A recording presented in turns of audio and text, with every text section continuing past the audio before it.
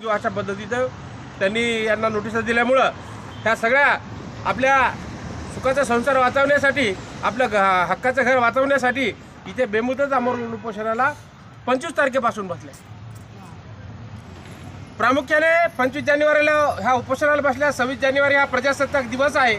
प्रजासत्ताक दिवसाच्या दिवशी इथं म्हणजे देशाला संविधानात्मक अधिकार आपल्याला प्रत्येक नागरिकाला लागू झालेले असताना एकीकडे आमच्या दलित समाजाच्या महिला, बौद्ध समाजाच्या महिला आधी इतर समाजाच्या ह्या महिला आहेत, ह्या महिला इथं उपोषण करतात आणि एकीकडे पालकमंत्री हसन मुश्रीफ इथे येऊन झेंडा फडकवतात, परंतु या गोरगरीब महिलाकडे ते लक्ष देत नाहीत. ही फार त्या जिल्ह्यासाठी दुर्दैवाची गोष्ट आहे.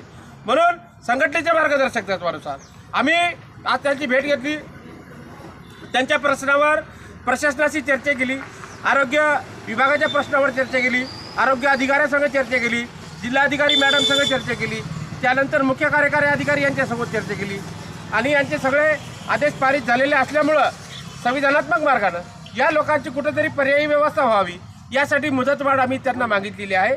जर सन्मान्य जिल्हाधिकारी यांनी मुदतवाढ दिली नाही, यांचे जर घरं निष्कासित झाले तर यांच्या म्हणजे निवासाचा प्रश्न मोठ्या प्रमाणावर उपस्थित होऊन हे लोक बेघर होण्याची शक्यता अजिबात नाकारता येत नाही. म्हणून जे काही धोरणात्मक पद्धतीचा कार्यक्रम आहे त्या लोकांना 1 महिन्याची तरी मुदत वाढवून देण्यात यावी अशा पद्धतीची विनंती मी इथं जिल्हा प्रशासनाला केलेली आहे.